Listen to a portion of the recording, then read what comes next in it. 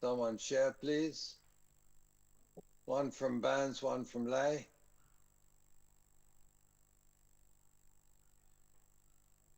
Or maybe two from Bans. Yeah, thank you. Who's speaking? Yeah, Vincent, Pastor Vincent. Okay, thank you, Pastor Vincent. Yeah, just the meaning of worldview from the previous lessons we've learned from Tandy is about how you view the world from your perspective, from your cultural perspective, from the uh, from your cultural growing up in your village or house life, and then how you view the world. So that's how I see it as viewing the world from our perspective. Okay. What do you mean by the world? The world is a very general thing. All right, the surroundings around us, that includes our community, includes our town, includes our daily life, and culture, environment, and so forth. Okay, thank you very much. Yeah, that's really good. Okay, someone in Bans, please. Talk. From Barnes' worldview, what we have seen is its simple definition that we have just looked at is it's the way people see or understand the world that the world that we're Okay. living in Yes. in the form of in the lens that we see through. Yes, it's a lens that we see through to see the world. What other aspects of the world might you see with this particular view? Not mentioning other ones apart from the one that Vincent was talking about. Any other aspects that we might see that are important to our worldview?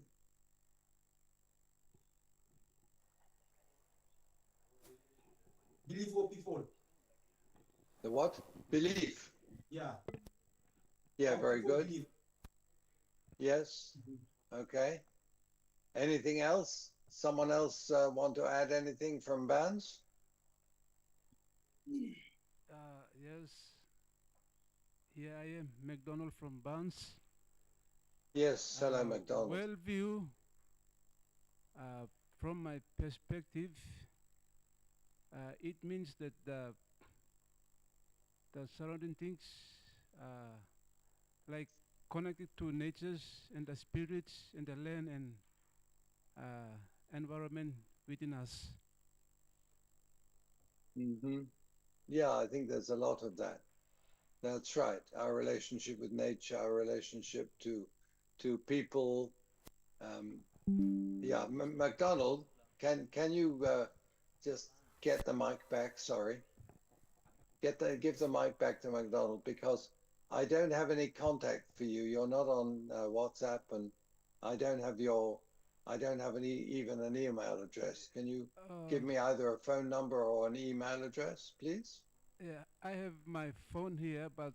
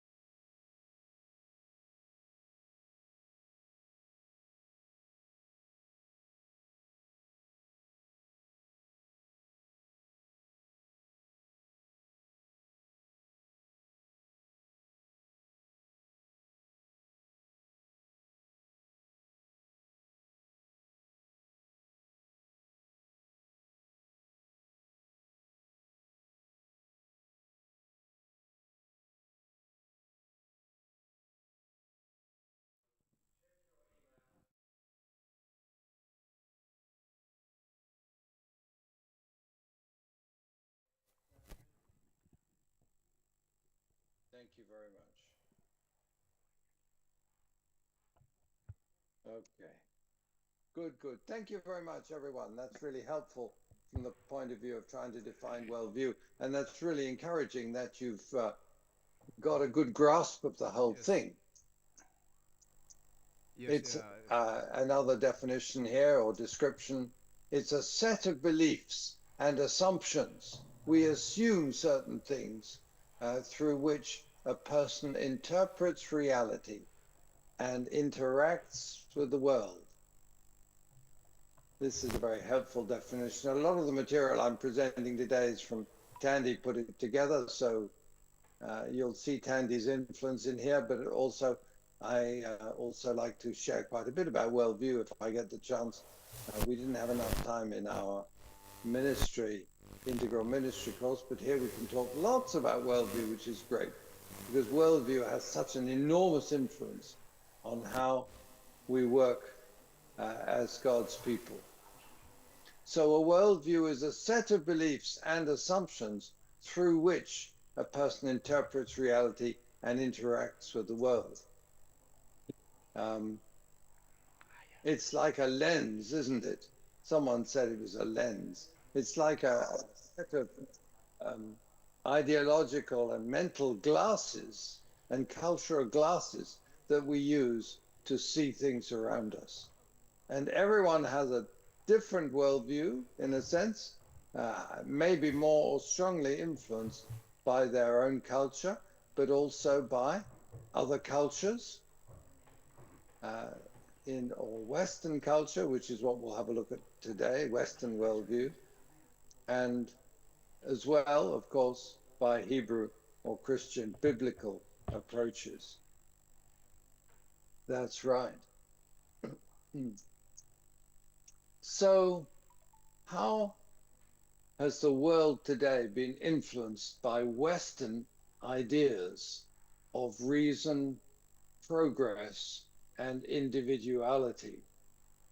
What were the main ideas that shaped Western thought? And those are the questions we're going to try and answer in our first session today. So the Western worldview, where did the historical and philosophical foundations come from? Does anyone know? Can anyone guess where the original ideas came from that have shaped our Western worldview?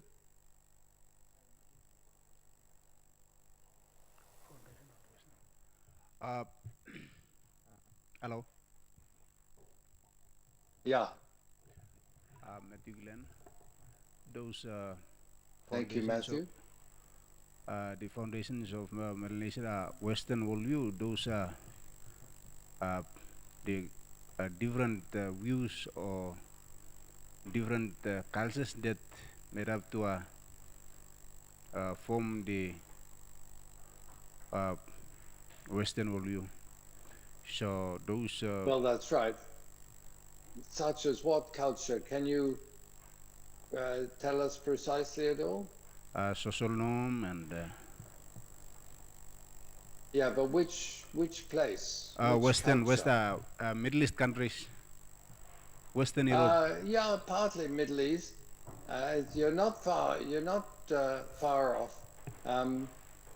Anyone else want to guess?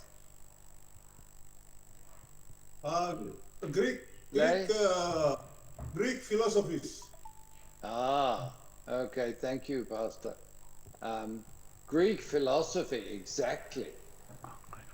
So Greek philosophy was very highly developed. That's where philosophy began, and the whole world of philosophy and ideas is still very, very strongly influenced by the Greek writers. And that's amazing, really, because they were very active many hundreds of years before Jesus.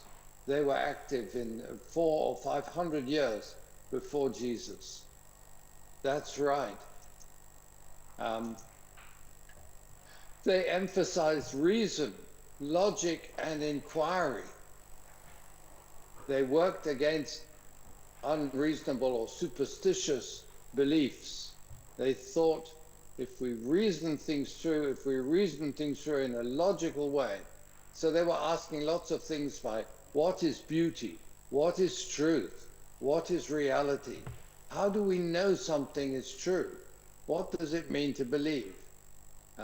What does it mean to live a good life? What does a good life? What is a good life? And all that sort of thing. And why should we relate altruistically and generously to our fellow human beings? So all these questions the Greeks started asking themselves. And they were looking for universal truths and thinking in abstract terms, not just in terms of the what they saw as lived reality, but they turned it into abstract thinking, and they categorized things. They were very good at categorizing or analyzing things. So they, for instance, if they were looking at truth, would they say, well, is the truth dependent on objective reality, or can truth be divorced? Can truth be separated from what we believe? Is there a universal truth, and all that sort of thing? So they would make different categories of philosophical subjects. And they also made a strong case for individuality and personal identity. They said, no, community is not just a single being, that it's made up of individual beings who have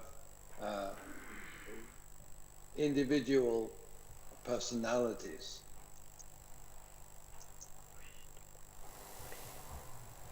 There's also a lot of Judeo-Christian roots to the Western worldview. The Jews and Christians have had an enormous impact on the current Western secular worldview. Now, when we say Western, we don't just mean the countries in the West, we mean the West in a general term to mean countries that have adopted a Western worldview, really.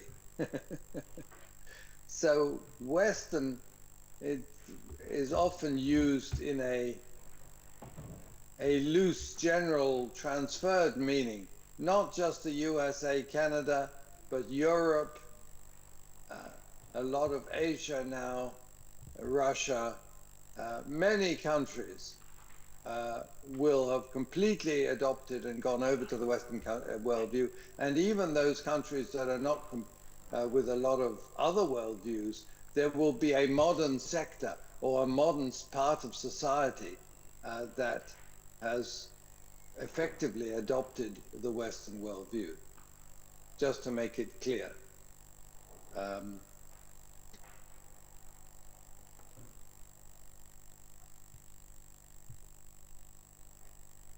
So the Judeo-Christian roots have left a monotheism, which is the idea of a one God, the idea of a moral law, the idea of some moral absolutes that really transcend all local beliefs and so on. That they see the moral absolutes such as, you know, the sanctity of private property and the ethical treatment of business and education and all those things. They see those as universal moral principles or laws.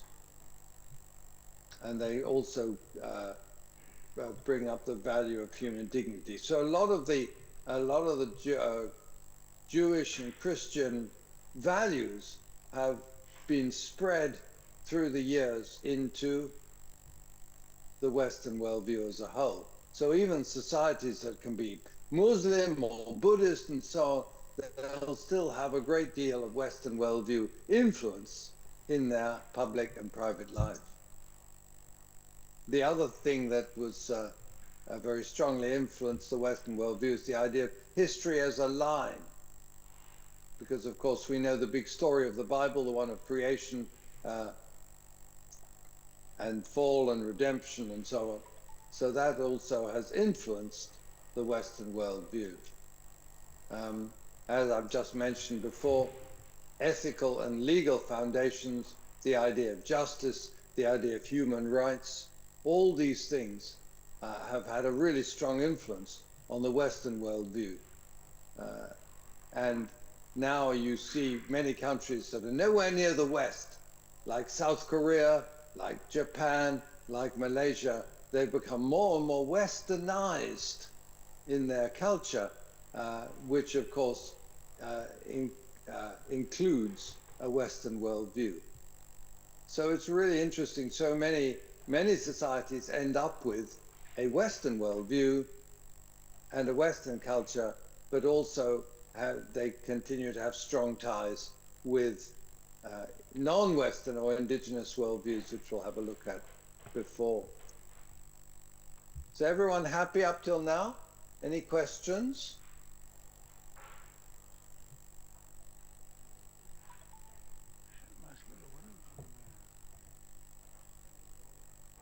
Okay. No ken poradlo ask him.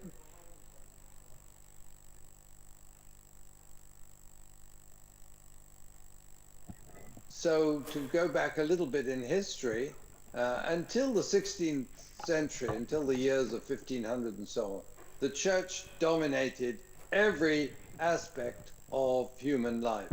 The only learning really came through the church. The only people who could read or write were monks, bishops, and priests. So they controlled the whole of intellectual life in a way. But when Renaissance came along, they started thinking of different ways, human-centered philosophy, and they started to say, well, what about people? We've got too much domination of God, and people look like they're just subservient slaves to the teachings of the church. So they started thinking in terms of man or people are the measure of all things. So there was a new emphasis on human creativity, exploration, and scientific inquiry. So this was the era, this was the time of these enormous voyages around the world and to different places. And they found new places and new people. And they thought, wow, you know, we have really opened up the world to civilization. That was their thinking, of course. It was also strongly motivated by the prospect of money, because this is where capitalism really also came into its first full expression. This was in the years, what we call the 16th century, the 1500s. Let me just try one thing here. Oh no, that won't be any good. No, okay.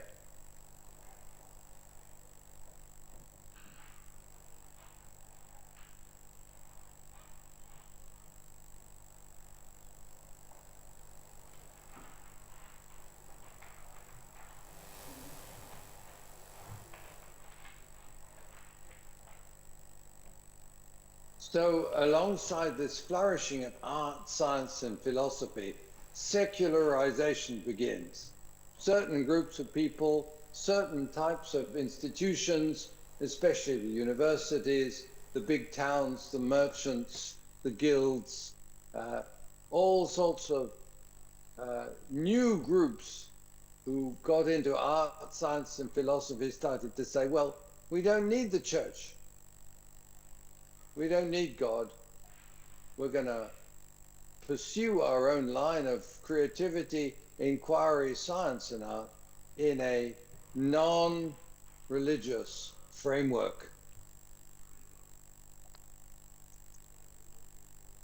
Then the Enlightenment was even another level of intellectual and rational development in the 18th century, which was about 200 or 300 years after the Renaissance, which basically said the ultimate sources of knowledge are not religious belief, not faith, but reason and evidence. So everything became based on reason and evidence. And faith and superstition were openly questioned and criticized, and in many cases abandoned.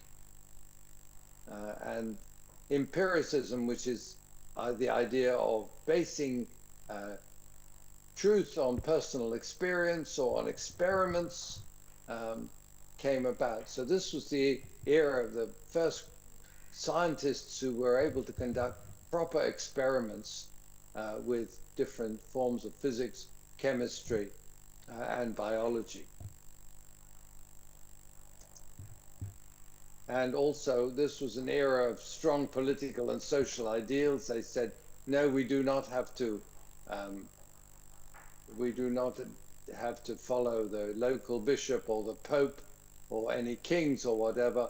We have rights, we have freedom, we are going to adopt a democratic system. So for instance, when the United States of America was formed in the late 18th century, when they rebelled against Britain and they broke away, they said, okay, we are going to have individual freedom. That was the guiding principle of the USA. And because the USA has become so dominant and strong around the world, it has influenced many, many other countries to follow those sorts of values, which are okay. I mean, there's nothing wrong with freedom itself, as long as your freedom is not enslaving other people. And of course, the USA had slavery for many hundreds of years after it was founded. So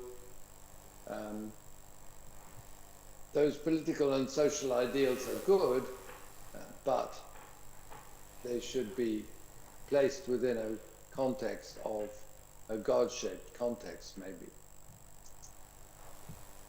So that was the background of the Western worldview. That's where it came from. Originally from the Greeks, and then strongly influenced by Western European, to start with, then as the US was founded, the US picked up the running, should we say, as the chief exponent, the chief supporter, the chief proposer of the Western worldview. And now the Western worldview, sadly, is a very materialist worldview. And you could say ultimately that the Western worldview is running out of steam, has been caught up in the threads of its own garments, and it looks like the Western worldview is under serious problems, especially in the area of creation, where the Western worldview basically said, well, creation is ours to extract, to plunder as we need. Creation is just something that's dead or not human, therefore we can do what we want with it. And that's a very important part of the Western worldview, and the one that still has a huge hold over every side of our life, sadly. So the modern Western assumptions, what do people in the West assume? What do people in Europe or Australia or New Zealand or Japan assume as their basic ideas?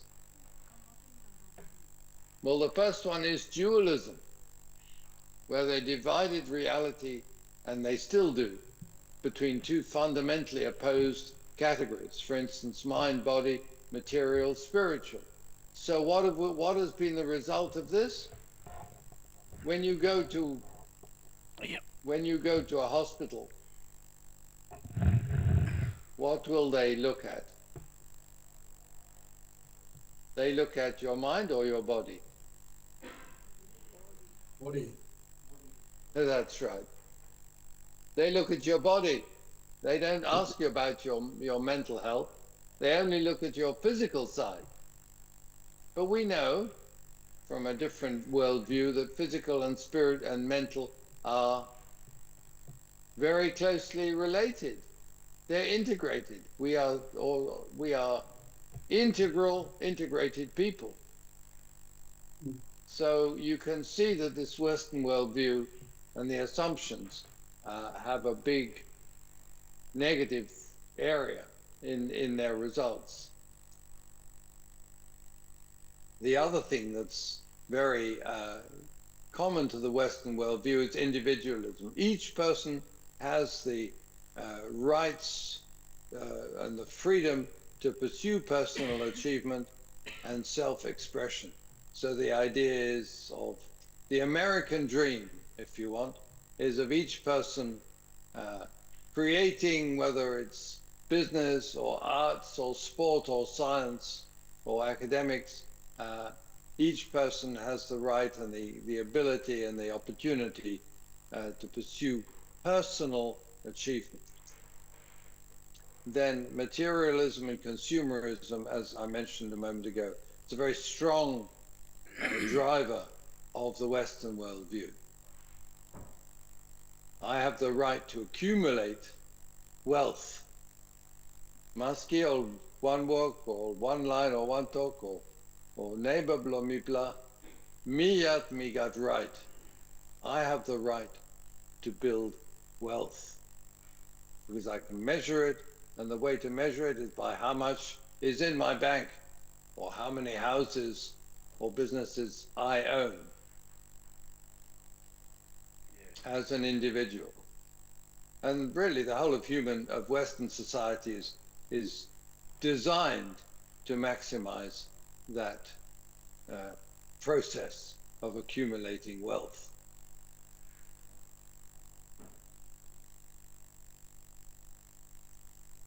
And another one that goes with it there is secularism. It separates out religion from public and intellectual life. They said religion doesn't have anything to do with how we live and work as a society. It doesn't have anything to do with justice. Religion is just something private for people to practice within their houses, within their churches. And by saying that, by acting like that, it's effectively, it has abdicated, it has relinquished, it's lost the moral and ethical responsibility that a religious and God ordained society would put on it. And then the other thing about the Western worldview is that it's very technically dependent. It thinks that human reason and innovation can improve society. So basically, if you have a problem, find a technical solution. If you have conflict, then find some internet app or program or course that will fix it. If people have mental health problems, find a technical approach that will fix it.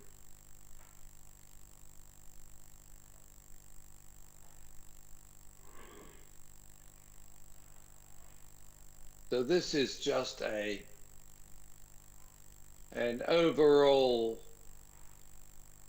map, if you want, an overall table of the Western worldview.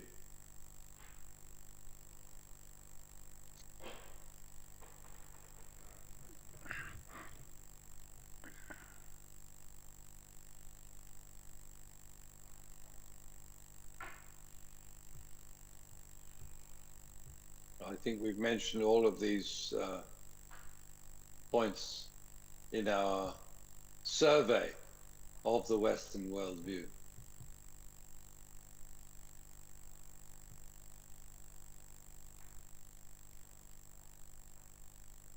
Anyone need me to clear up any points or terms or ideas? Yes, mega talk. Yeah. Okay, thank you. Okay. As we living in this world, the worldview is that philosophy or church or anything that is happening around in this world by the man supposed to depend on things that God created. But as we live in this world, now we see that everything that we depend on is going, and we are not care about those creation of God. But then how this culture and philosophy and church and all other things will come up, and how will we live? That is the problem that I just see. So what you're saying is that the creation is under threat, and that you say is because of the Western dominance of the Western worldview. Is that right? Yes. Yes, that is the big existential, huge question of today's world. And I think you're right. It's our adoption of the Western worldview, and especially our destruction of creation, are causing a huge threat to life as we know it in the world. And I'm sorry to say that all the talk of the many governments right around the world have just been proven Giaman, because they are all missing their targets. The targets they tried to set to limit climate change and global warming are not being met. So with each year that goes by, the world is getting a little warmer, and our chances of fixing it are getting a bit smaller. Now, of course, that doesn't mean we shouldn't do anything. It's on the contrary. Everything that we do that's right to look after creation better will have a positive effect. But there's been not enough of it, for sure, up till now. So yes, you're right, Pastor, in critiquing the Western worldview for its destruction of creation, especially.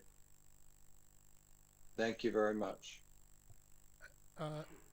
Any other comments? Yes, the areas where I live, people just cutting the trees, going on, and making gardens, and they do because of that, the animals, birds, and caskets and everything is going away.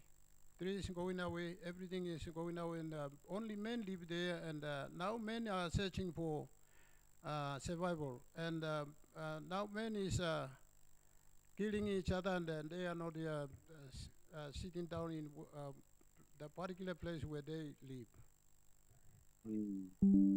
Yeah, that's a big problem. I just want to ask you, but traditionally, in custom, they would also cut down trees to plant gardens. Is that correct? Yes, but there were the elders and our parents were in control of kids. They do not have to cut down trees for nothing. But if there is a use, they can cut down trees. But there is a special place where they can cut down trees, but they are not allowed to destroy the place where we get water, and where pigs live. We don't have to cut trees down and make only grassland or whatever is there, but everything has to be in control. Yeah, I understand, but now these rules are being rejected and forgotten. Yes. Yeah. Yeah. Okay. Thank you very much. Yeah, it's certain that the problem of worldview is become an enormous one, basically, and I really don't have many answers myself. We can just understand better. I think we can try and understand better how worldview is changing and how, especially how the Western worldview is becoming so dominant in our everyday lives. And even the church is being influenced by the Western worldview very strongly, both the Western church and the local church. So that's really coming in a big way into the life of Melanesians and our local societies. So if the creations are going, then we have no hope to live in this world. No, Well, we do, because God has promised to redeem creation, actually. If you read it in Romans, he is promising that he will redeem creation. So there will be a new heaven and a new earth. Those are the promises. The rest of the world has no hope, but we do have hope as God's children. And that's a very important thing to remember. But it's also important to know that God is expecting us, the body of Christ, the kingdom of God, to work with him to do that redemption. So it's a story of hope, it's a story of renewal, it's a story of redemption. And I think that's also an important message that we need to share with people, that we need to be careful of creation and work with God in his process of redeeming it. Hey, plenty heavy thinking, yeah. Yes, thank you. Good, good. Thank you for bringing it up. Really interesting topic. So the question here that Tandy has put up, how do these features influence leadership, family life, and education in Western contexts?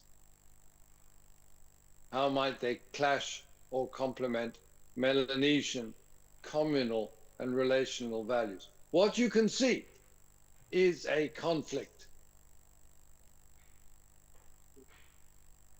You can see a conflict between different worldviews, essentially.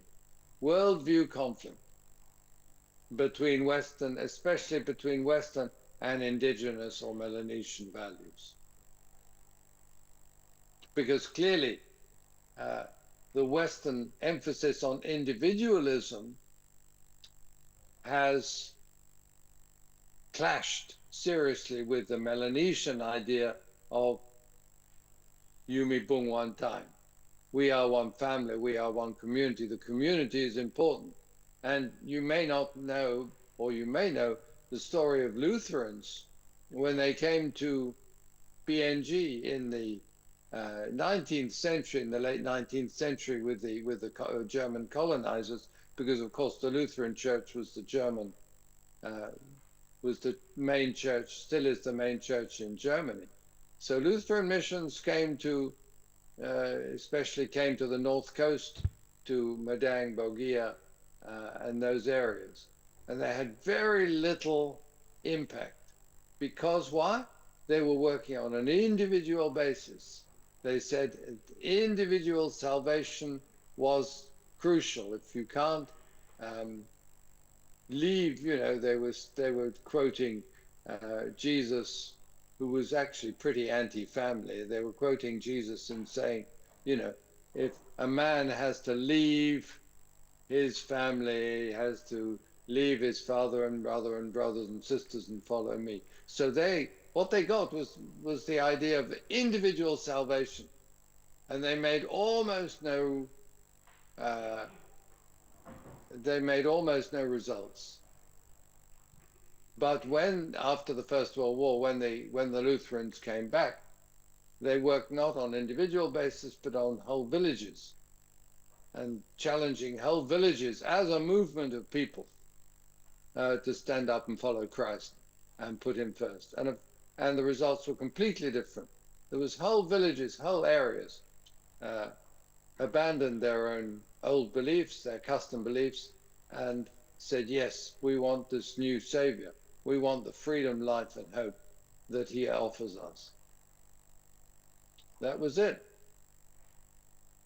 So, unfortunately, this Western worldview has sunk a big long, long way into the Western church, and therefore to missions, especially evangelical missions. When they came to PNG, they emphasized the idea of it's I, only myself and God. That was the important relationship. And in so many cases, they actively discouraged the communal relational values that are so important in Melanesian society.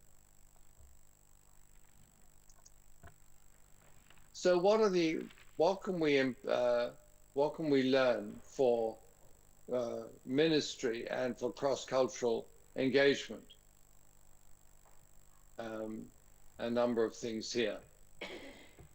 First of all, sensitivity to culture. And we know that early missions had really no appreciation of the good things, of the many good things about local cultures.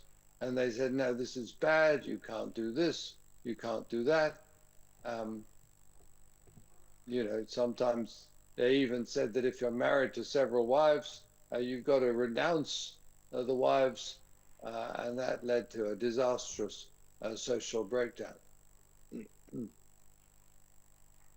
So there's that clash, there's that conflict that I've just mentioned. The other thing here is about education and leadership. Leadership models have been shaped by Western individualism, and you can see this, you know. Your custom style of leadership in Melanesia is that leaders are not appointed forever. They are respected as far as they can, how should we say, unite and express a consensus, a joint, a community view, community angle on certain issues. But Western individualism has a very different approach to leadership. They say they put the leader, as we say, on a pedestal. They put them up high and expect everyone to follow them because they have that title, because they have that rank, because they have that authority. So it's a very different model of leadership from the Melanesian one. And once again, education does the same thing. You pass the tests, and the people with the highest marks, they get to the next level, don't they? It's not a education at the community level. It looks at the individual's performance, and in that way, they tend to remove themselves from local values and local worldviews by giving them the rewards of individual excellence, which is, you know, admission to higher and higher levels of education and achievement. So the implications are very profound, the implications of adopting or implementing a Western worldview are really profound.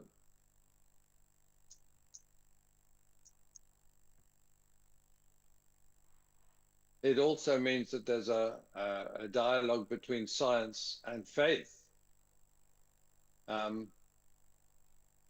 So the rationalism, the use of reason and empiricism in the experience do offer tools for ministry and for development, but you've got to include biblical wisdom in that process. So rationalism doesn't mean dumping revelation. Revelation is still important. It still needs to guide our spiritual lives, and hence our physical and social lives too.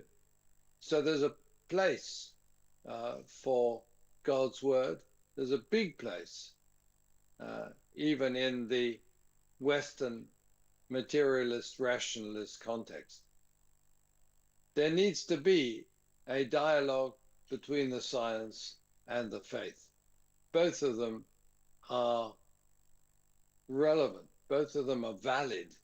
Both of them have power. And as we know from our other course there, a mission needs to be holistic. Western worldviews are not good at integrating the various elements of the whole person. And of course, as we've been seeing, this is a serious weakness when it comes to mission, even in our own society, but particularly, especially in yours. And here we are, we've brought in a divided mission, a dualistic, a split mission, where the spiritual is being emphasized. Come to Jesus, repent and be saved, you'll go to heaven, you know. Nothing else you have to do. That was the old style of evangelical missions. We need to consider relational, spiritual, and cultural dimensions alongside Western efficiency and technological approaches. So we need to put the Western worldview in the service of holistic mission. Work with words and work with deeds as well. So you can see along the way, as we understand what drives the Western worldview, you can see along the way how much of a threat it is to adopt a Western worldview without questioning it. Very serious.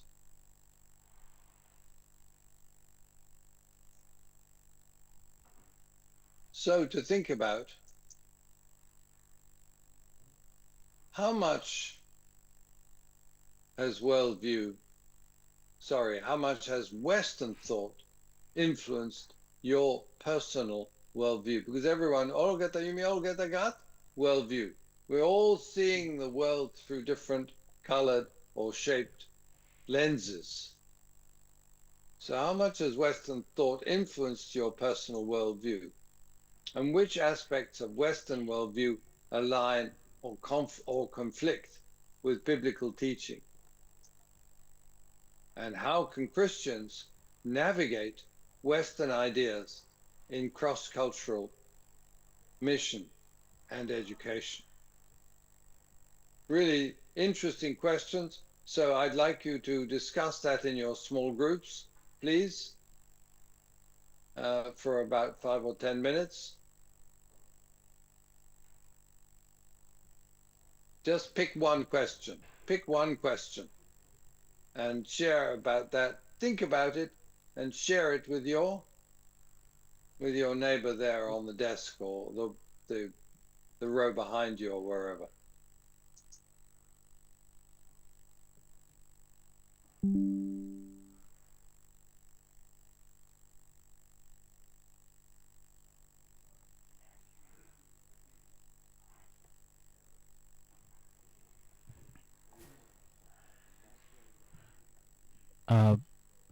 Good morning. Sorry, Florian. Can you hear me? Yes. I'm Kenneth from Barnes. The notes that we went through, those notes that we went through are not with us right now, so we try to copy the important points on the screen, but you just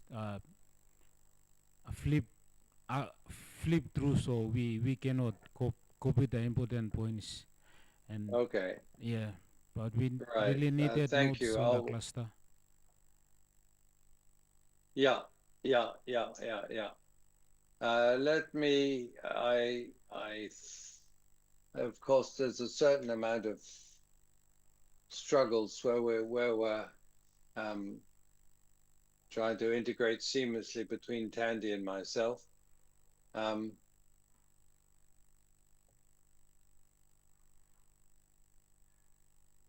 But you get the idea.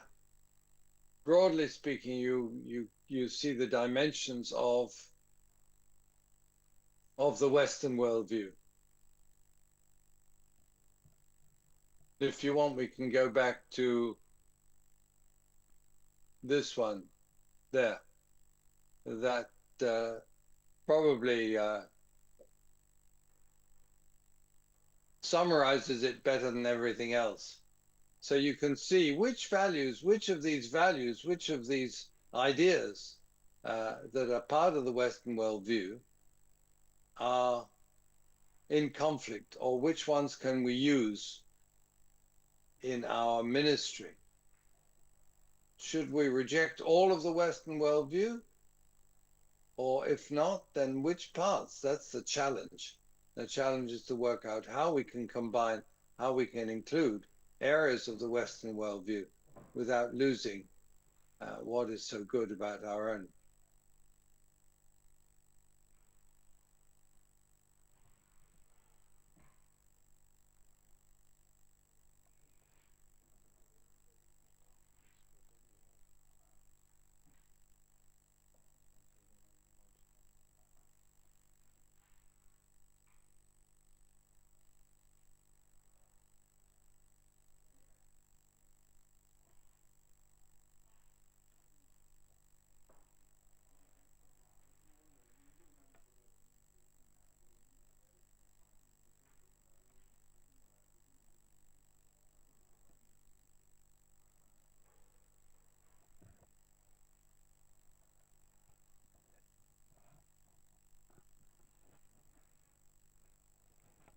Hello.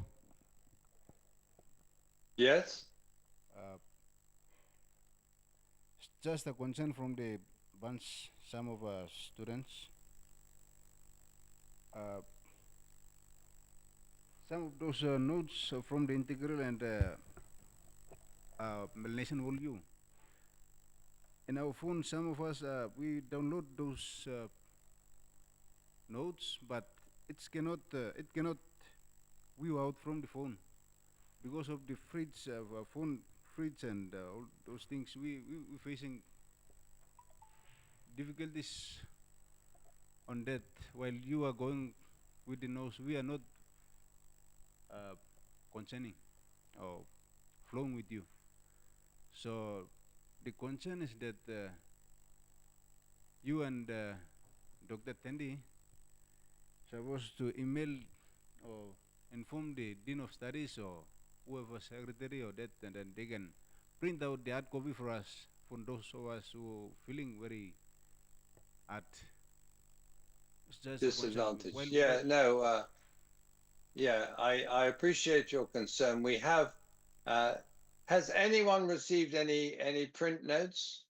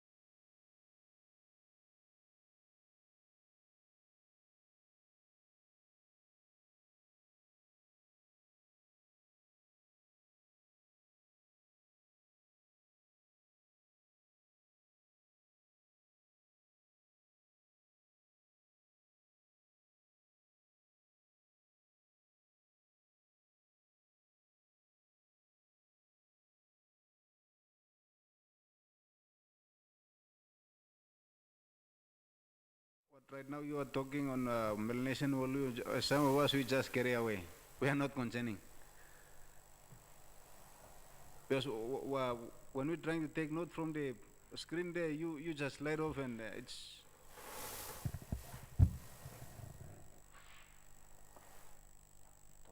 Sorry, when you're trying to take notes from the screen, what are you saying? No, when we're trying to get the notes from the screen, you just slide and then we You mean I move out? We just on the fence. We're going too fast. Is that correct?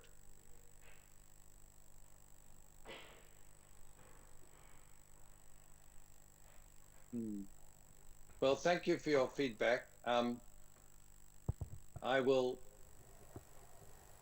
So, does it help if the notes are on Cluster? If all the notes are on Cluster, will that be okay? Or because some of you can't access Cluster on your phones, the Cluster notes are not enough. Is that correct? For the cluster problem, all of us are okay, but few. Just only one. That Ipanda already.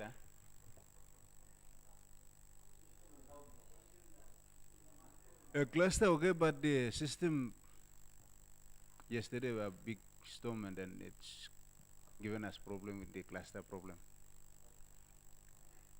So You mean the internet? The whole internet was out. yes. Yeah. Well, there's a number of different problems that are occurring. You know, one is the internet connection. One is the cluster is not always accessible. Some then don't have the phone capacity or the knowledge to use cluster well, and some people don't have a laptop at all. So there's various levels of difficulty that we're having in sharing the notes with you. I know the ultimate solution is for everyone to have print notes, but unfortunately that's not the way that the whole thing is set up, because the teaching is set up that you can download material from Cluster. Look, thank you for your sharing. I really have a burden about it, and I will continue. I've been talking about it with the faculty and the NAC, and we still need to find a solution to this. So thank you for that. Okay, thank you. Thank you for sharing. It's very helpful.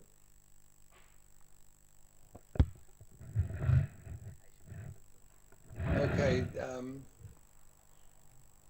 Does anyone have any sharing or comments about the Western worldview at all, or questions?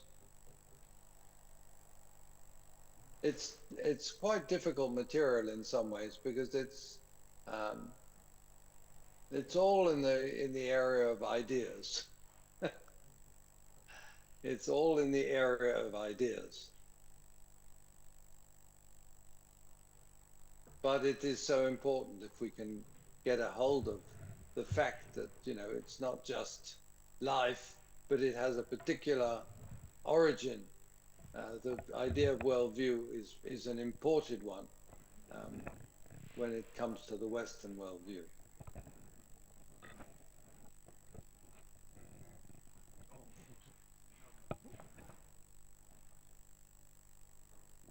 Okay, everyone, I think what we'll do is we'll have a break here, and see you in 5 minutes. Have a break,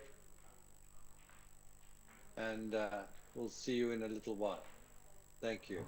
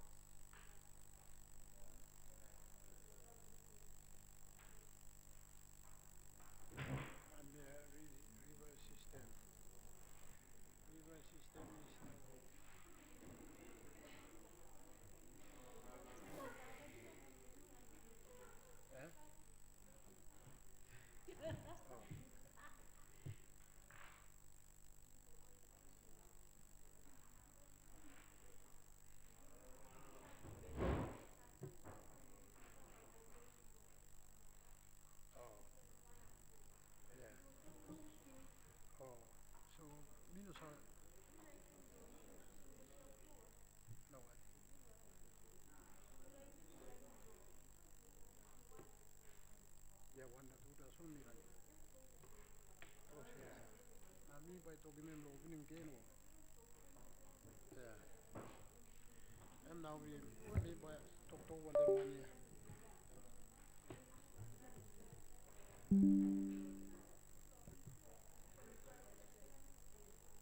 Yeah. Me by talking Emplomeria. Plomeria. Plomeria.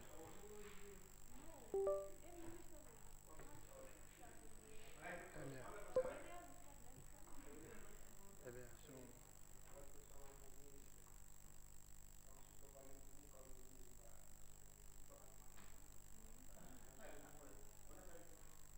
okay. I me talking money lo talking merit lo and loving. Me by talking money lo talking merit lo and loving this last time. Because very loving. So I mean I'm loving. Now me narva tu minu working. And this like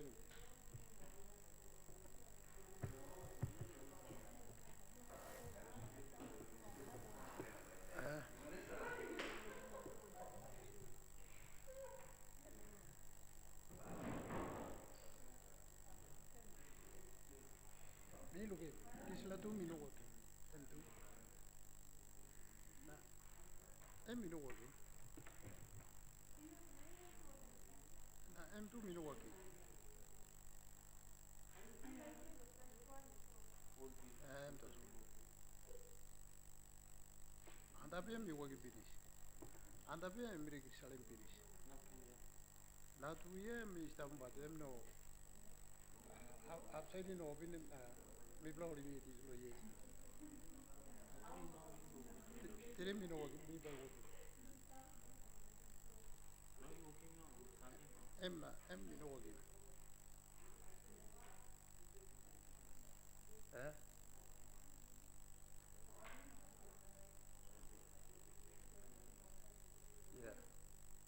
Right there, salim mo kita na. Na mi pa talking. Mi pa talking meri lo. Mania lo opening plaza lo meri lo meri. This last week lo last week yeah. Last week 2 years mi no salim. Yeah. Elements emplo hace mira lleva. 1 year connect with others here. Na em mi no like. Na em tu mi no like. Close finish here. Em also na em mi no sabe em would hamas. Yeah, mi pa talking money. Na suppose em get over.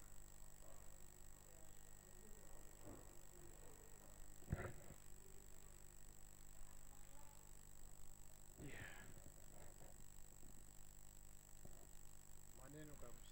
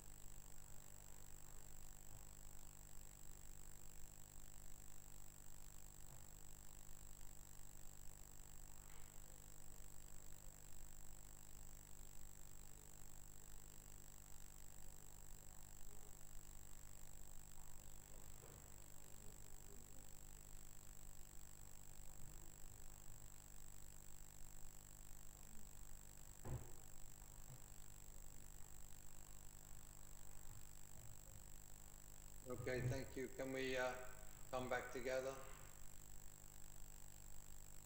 Sorry, Olgata. Can you get the people back in? And unmute. Thank you. Okay, good luck. You can see my picture. You know stuff. Okay.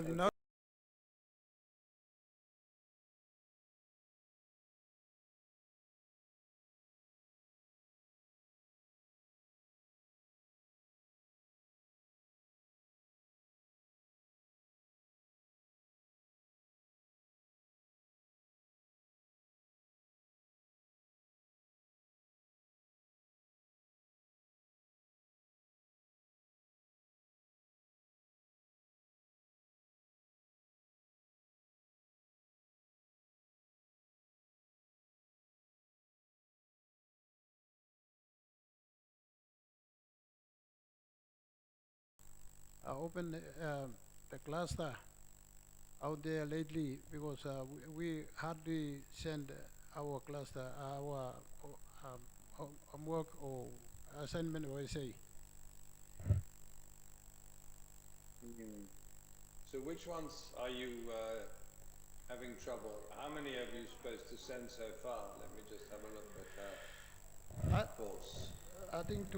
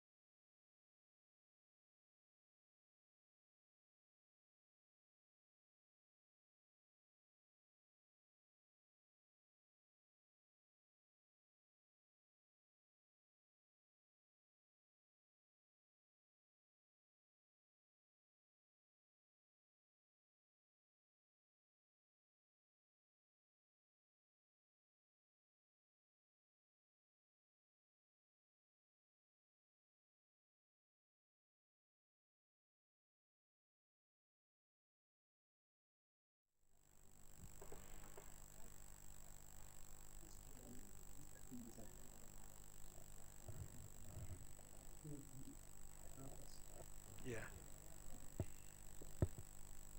I think you have to wait till next week when she gets back.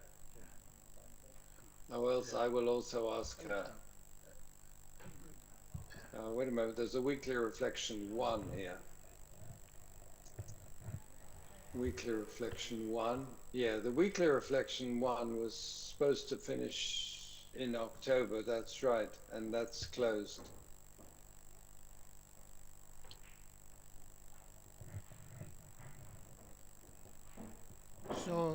So you mean that you're not going to open it because of date is already passed?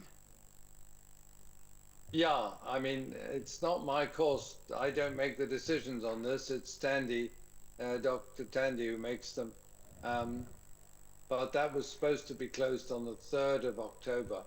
If you're ready to submit it, what I can do is I can set you to allow you to submit it until the 18th. Yes. There, that should open it up again for you. Just number 1. Okay.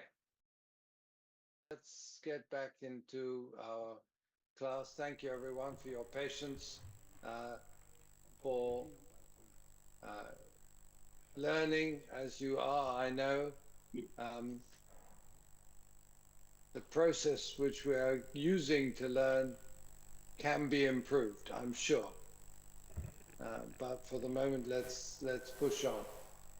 Okay, so we had a look at the, I've checked Cluster and there are a lot of presentations there already stored up there by Tandy on the indigenous worldview, the Christian worldview, the Hebrew, and the Western. So each of them has a presentation there. The material may be slightly different. I may have made a few revisions, but basically it's the same. I'll just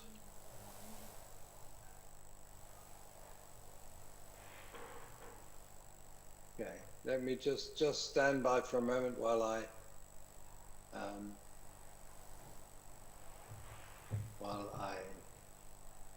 load up on Cluster the latest version of the Indigenous Worldview presentation.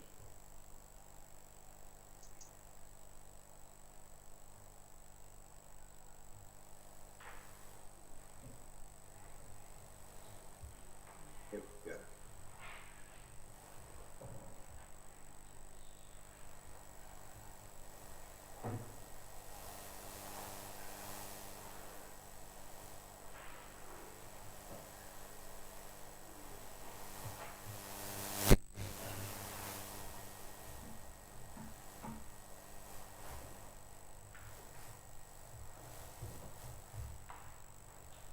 Okay, so I need to open this file, share that one.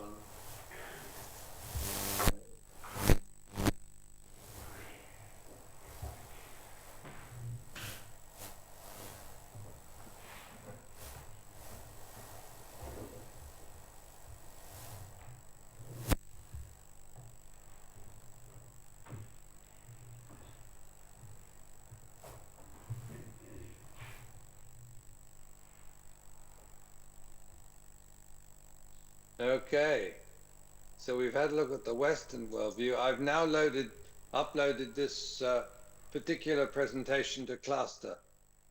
So it is available there. There was already one there, but this is my version. It's a bit better, I think, than what was there already. So we've had a look at the Western worldview, and I'm sure that many of you will be able to download the material from Cluster or get some printed materials for those who don't have access to a laptop.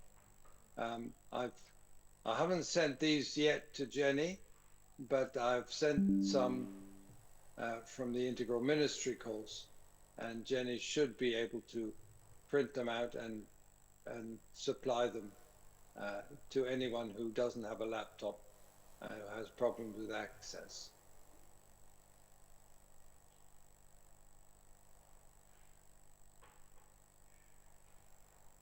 So understanding the indigenous worldview. Well, first of all, can we talk in terms of an indigenous worldview when there's so many different indigenous cultures around the world? That's an important question.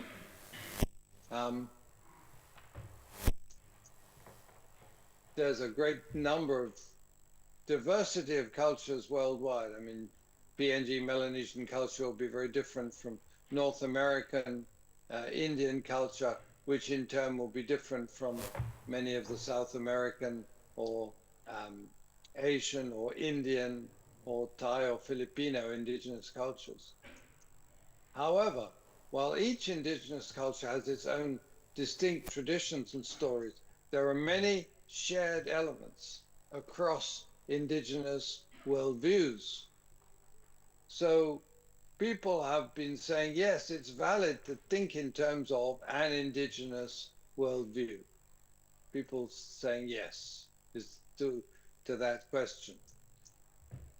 And here are some of the features of indigenous worldviews. Firstly, a holistic understanding of life.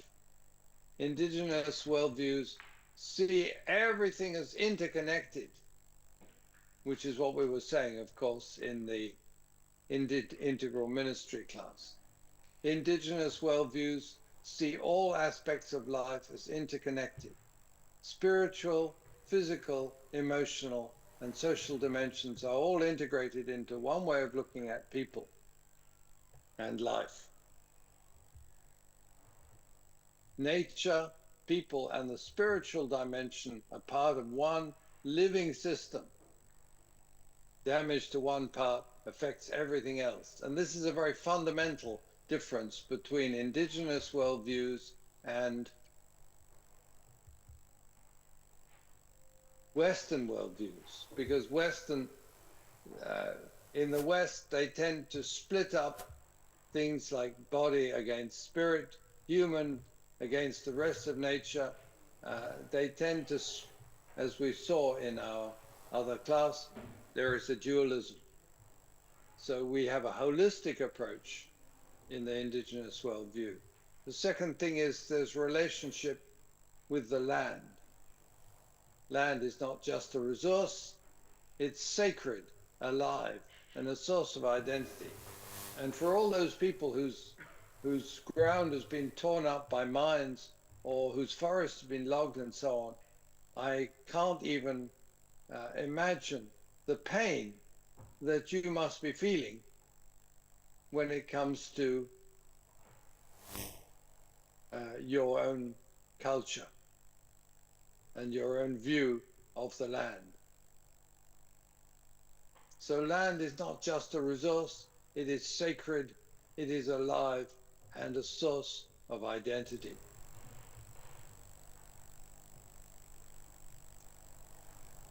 The land holds memory, law, and spiritual presence.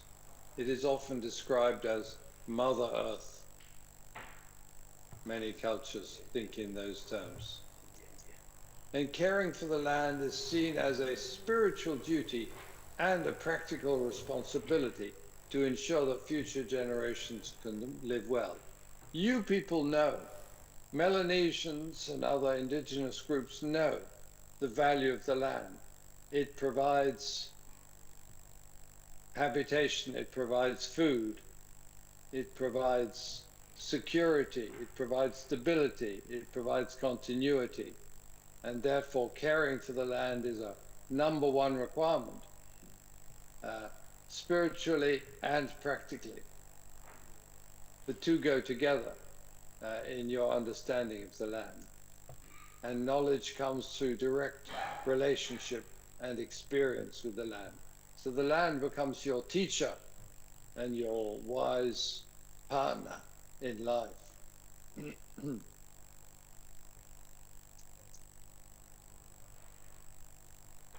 The third thing to look at is kinship and community. Relationships, family relationships in a very extended way through clans and tribes become the real drivers of life. relationships define identity. People understand themselves through their connections with family, clans, ancestors, animals, and the environment.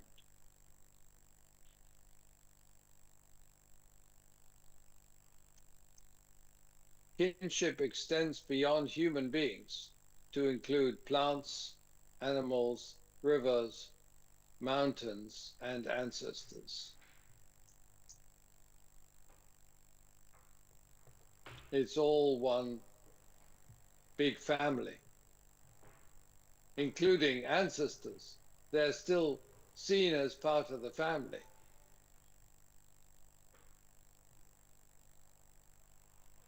Community well-being is prioritized over individual gain. Okay, we'll just have one more slide, and then I want people to be sharing on how their own worldview is constructed. So that will be your chance to talk about your own worldview.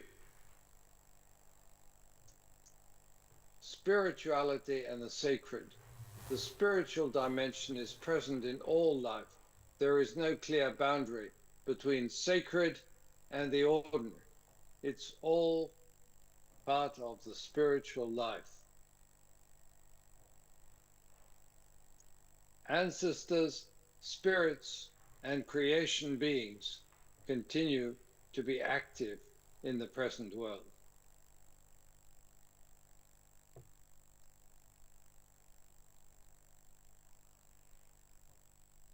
And rituals, songs, dances, and ceremonies maintain the balance between the spiritual and physical worlds.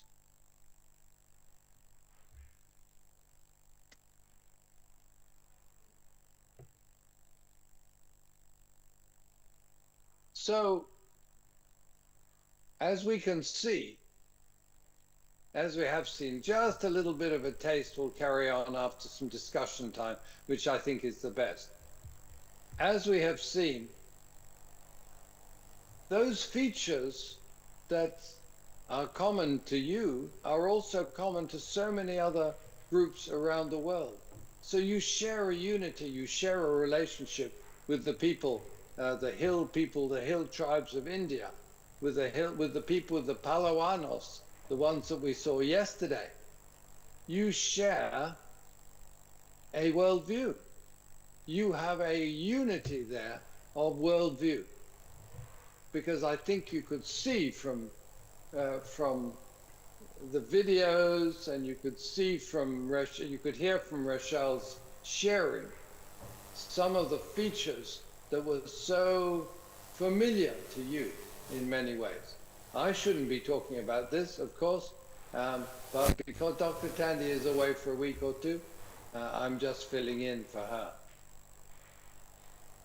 So, how do you see your worldview? What features of your own worldview are important? What features can we preserve in today's Melanesia? What are the most important things to hang on to, even at the expense of the Western worldview?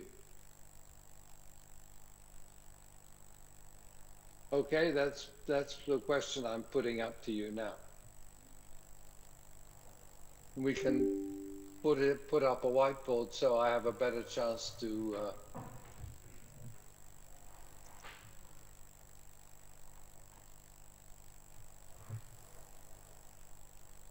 Running job here in late. Yeah, thank you. Yes. Yes, from my own point of view, I can say that in our Melanesian society, slowly we are doing away with our cultures and traditions. You're doing away with them, you're saying. I strongly believe that this is our identity. So, like when the Western influence came over to our nation, I see that most of the things there, like especially in traditions and cultures, they are all being affected. So They're I what pretty they are. much saw that if we could keep holding to some of the things, like our cultures and traditions, because some things that we have practiced before the Western influence was like, it's biblical. Like we say and care, look after, like, our neighbors and all these things, like, they're biblical. So if we could hold on to these cultures and traditions, it would be much better, I think. Thank you very much. Yeah. So what you're saying is that in fact so much of your culture is biblical, fits in with the biblical worldview as well. So if we keep on holding a... Sorry? For instance, not all of them, but maybe some, yeah. Some, yeah, okay, good. Yeah. That's what I've put here. Some of the key custom. Okay, good, thank you very much. Okay, let's have some feedback from bands now. What do you think about that? What values especially should we preserve from the indigenous worldview? Pass both mics around so we can get some feedback. At least here you don't need the notes so much because you plus have opinions about your own custom worldview.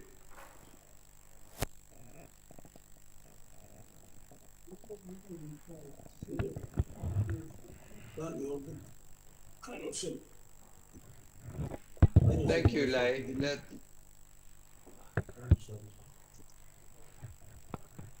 Okay, Bands, your turn. Okay. Thank you. Who's speaking? Titus speaking. Okay, thank you, Titus. Titus Wasirop. Okay. According to how I see the values of our custom or traditions, some of the things like language, we accept the way how people speak so that they can understand the Western idea and express directly to the people with their own language for better understanding. These are some of the values. The other thing is respecting of elderly people. Respecting of elderly people. You know, in That's biblical, a really good one, yeah. Yeah, in biblical concept, when we respect or caring all people, it's good. Because as Melanesians, we are communal people, we depend on each other. Yeah. So those are some of the things that we need to preserve. Yes, Even, absolutely. storytelling also.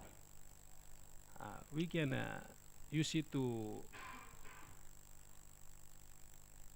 you know, bringing the gospel or something like that. We can sometimes just go around together, gather together and do a storytelling.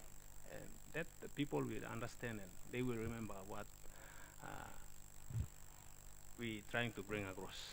Yeah, that's all from me. Thank you. Yeah.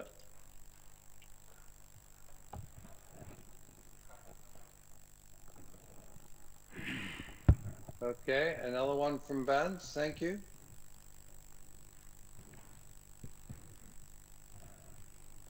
Other one from Barnes.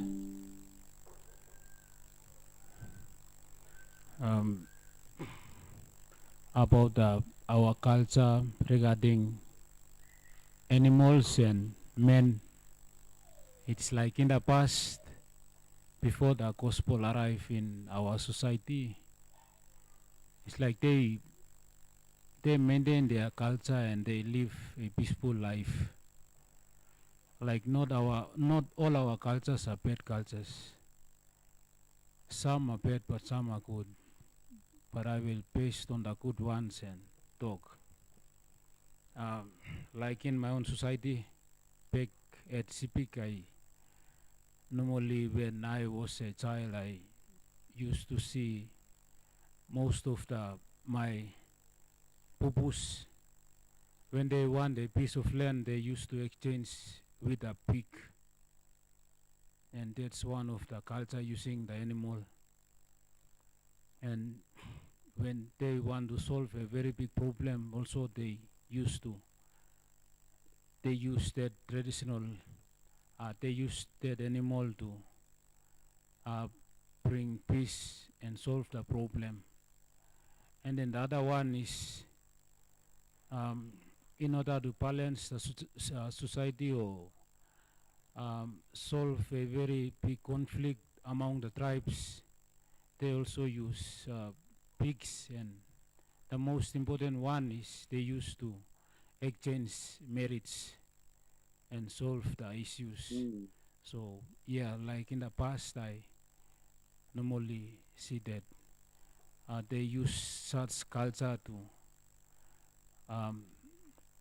ties their family or our family. And then other one is the culture that used as a healing process. It's like when some people, they, not people but especially girls or pregnant mothers, they went to the place where it is regarded as a secret, then they will find some kind of sicknesses, and then they used to go there and offer some sacrifices to the spirits there, and then those sick ones, it will heal. So yeah, that's some of our cultures and beliefs. Yeah, So thank what you. do you think, thank you, of those many cultures and beliefs, how can we work out, scaling, which ones should be kept and which ones should be rejected? Because they were saying, the other guy was saying, Titus was saying, not all cultures are bad, but some things are good. Absolutely. We got the Pastor Vincent from Lay saying, if we, it's a biblical response to hold on to some of the key values from custom. This is the key, really. How can we integrate the two? Is it possible? My biblical answer I will tell you is not all of us are Christians. So what we as a Christians we have to do now is we will do a holistically approach to the community.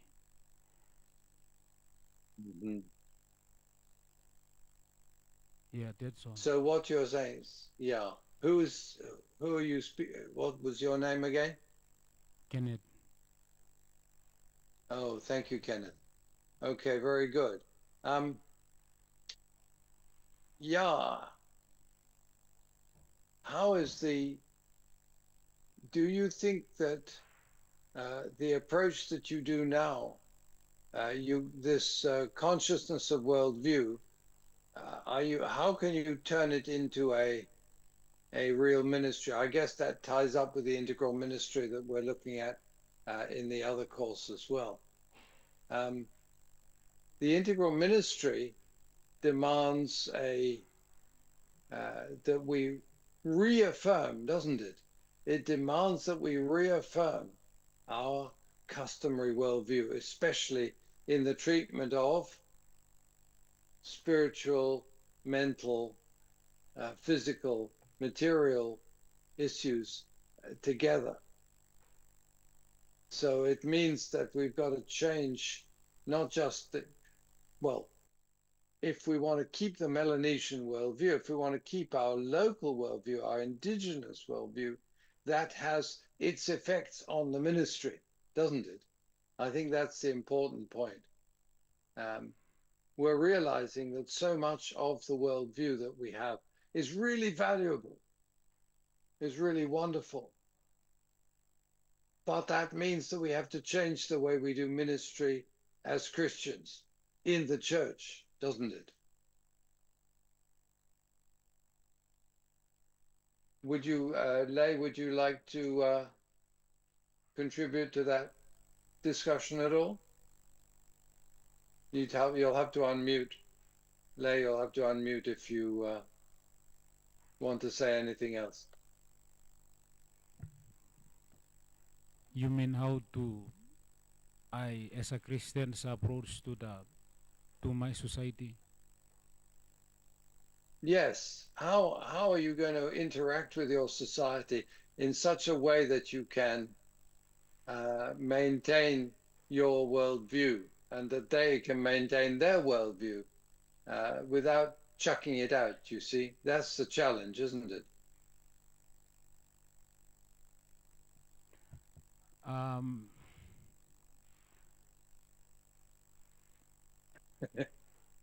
Like Big question. Think about it. Think about it first. Think about it first.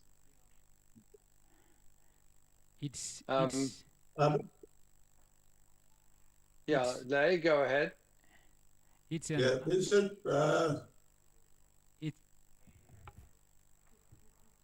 Wait, Ben, for Lei to say something.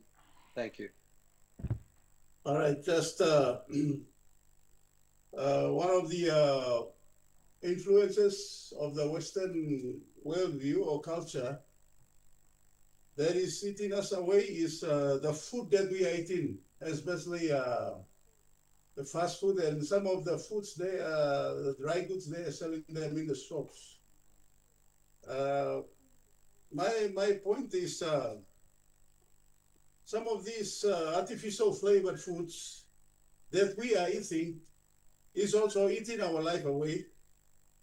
So it is better to go back to the Bible because Bible has also instructed us to eat fruits and food that are organically good for our health.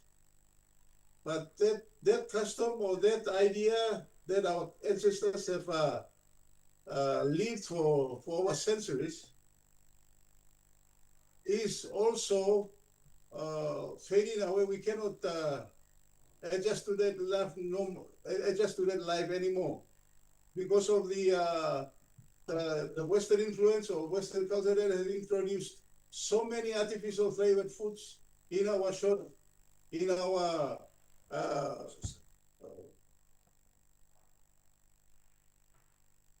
in our markets, so every place where they sell goods, all of these foods are not good for our health.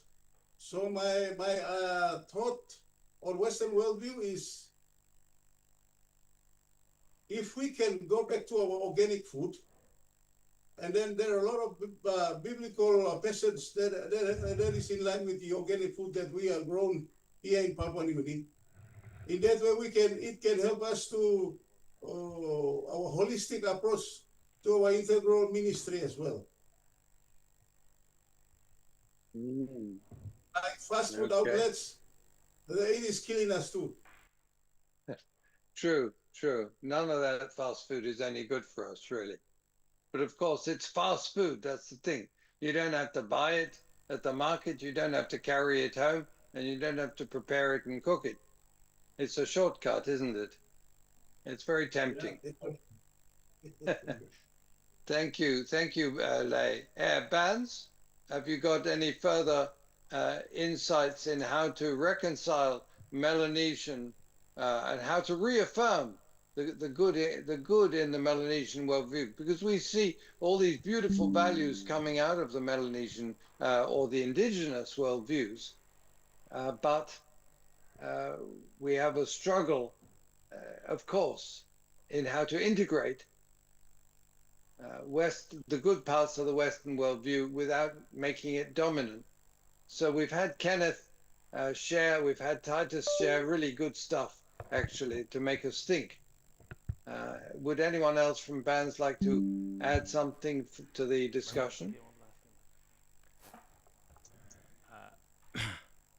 Lauren, Titus from Pans again. Yeah.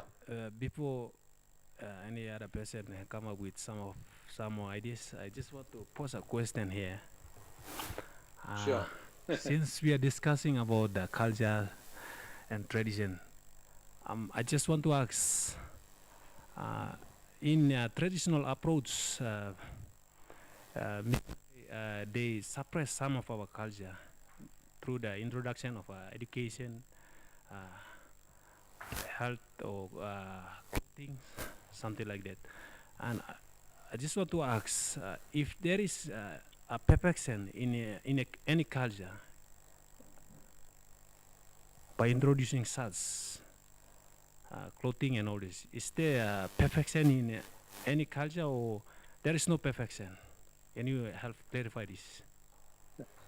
Yeah, thank you. No, I think there is no perfection on earth. I think you're right, Titus. Every culture has ended up being some sort of a compromise, between the customary views and the Western ones. I think every culture has, some have made more adjustments than others, some have completely forgotten or rejected most of the customary culture and the traditional culture, but not all of it, because just to give you an example, okay, for Australian or British Western culture, Western worldview, we still have what we call superstitions. People still think, for instance, that if you spill salt, it will be bad luck. If you break a mirror, it will be maybe 7 years of bad luck. What other things can I think about? Oh yeah, you mustn't walk under a ladder, or it will bring you bad luck. If a black cat crosses the road in front of you, that's also a bad luck. So there are these little custom ting that always creep in, even to the most so-called Western cultures and worldviews. So I think that to a certain extent, we've adopted the Western worldview with its temptations. It's really the temptations, I think. Just as Adam and Eve were tempted with the fruit, Western society is tempted with things. And we have turned away from God to serve money. So we've become slaves and servants to wealth and money. It's always portrayed, it's always depicted as good, as better. More is better. That's the basic idea. If you can have more, it's better. It's always better. So what happens? Everyone tries to have more and more and more, and they work harder, and they get 2 jobs, and that obviously affects their community and family life in a very serious way. So that sort of greed for individualism does really destroy community values and worldview. Have I answered your question at all? Yeah, okay, thanks. It's a good question. Yeah. Okay, pass the mic over, Titus, to anyone else who wants to make some comments about this.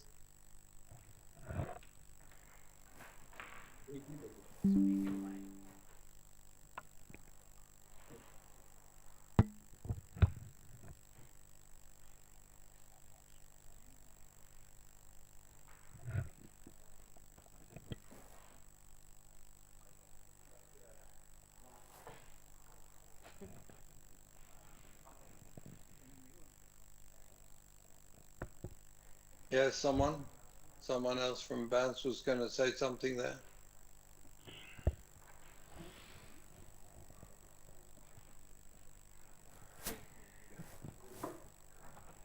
Let me just, while we're working on this, let's just go back to the presentation. Let me just save this first. Right.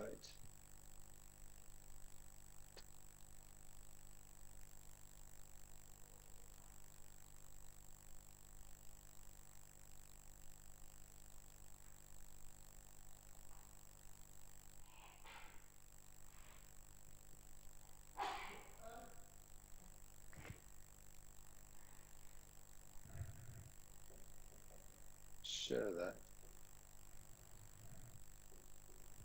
It's not really what I want.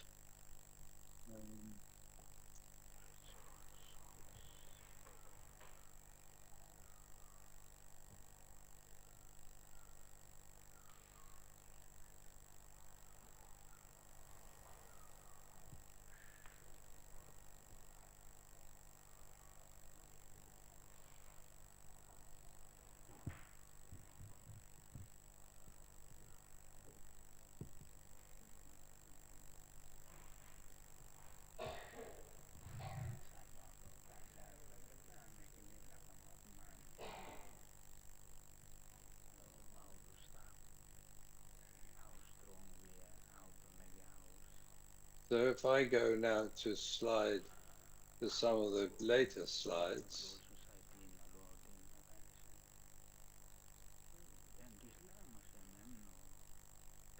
I'm skipping through a bit because I want to look at.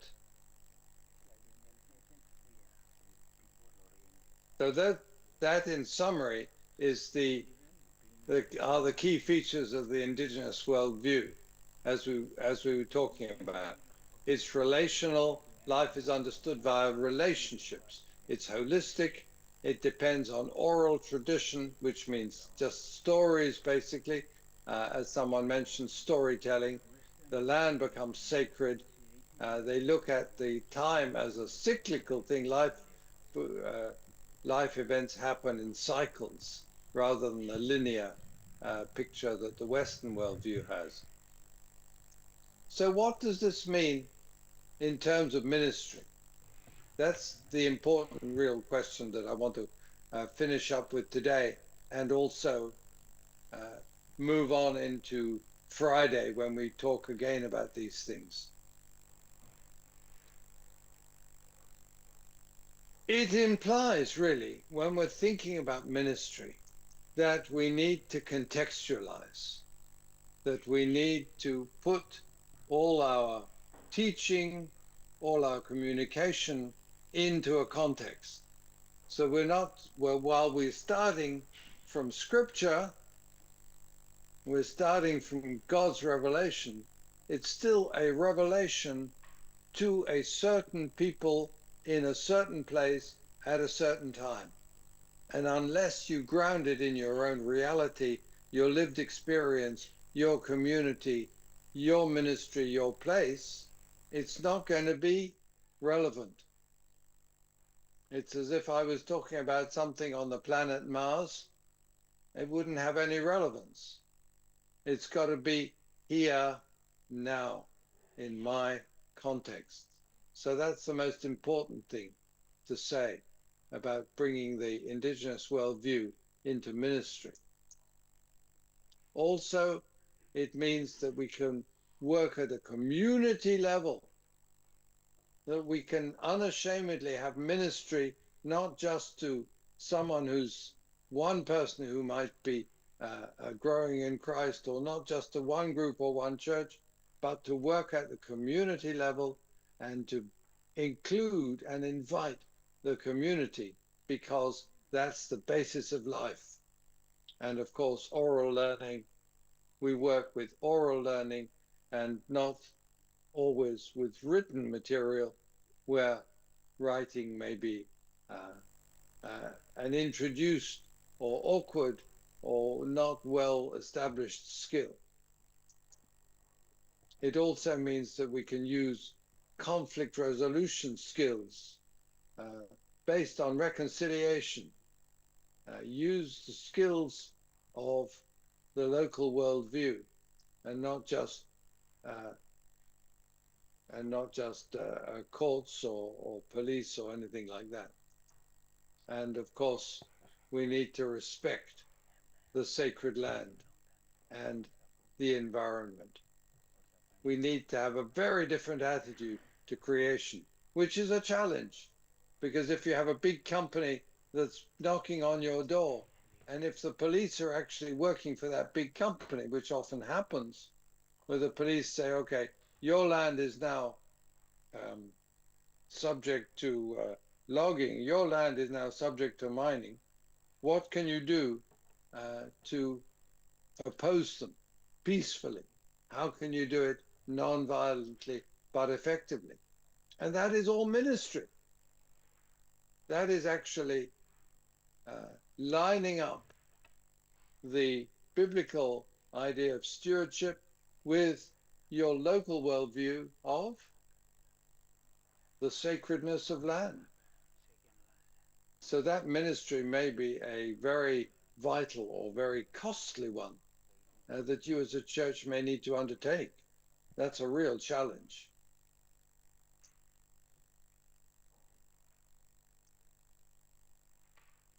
So how does your worldview shape your understanding of God, community, and environment? Can you bring elements in? Can you bring aspects of the indigenous worldview to strengthen our life in Christ? Can we draw the parallels? Can we learn from local worldview elements of the aspects of the indigenous worldview that will actually strengthen our life and mission? I'm referring you back again to the Palawano videos that we saw yesterday and Monday, that they had, they used for their Holy Communion, they used cassava bread and coconut water. So this is a beautiful picture. The symbolism of the self-giving love of Jesus as expressed in the Holy Communion can be something that's relevant and meaningful and significant for people in the indigenous situation. And how can we navigate the conflicts between indigenous practices and biblical teaching? So that's a crucial issue that we have. It's possible, but it needs more thinking, and this is why we're studying Melanesian worldview. And it will be coming out in the remaining assessments, the remaining lectures, the remaining essays that you do. So each of you needs to formulate a particular example, a particular instance where you can reconcile the two things together. They are not necessarily always opposites, as many of you were just talking about recently in your discussion, in your response. So there is a way through. It's not like the old days where missionaries would come in and denounce the whole of local culture as bad. Now let's forget about that. There are ways to celebrate local worldviews, local spirituality, without having to reject everything that it brings.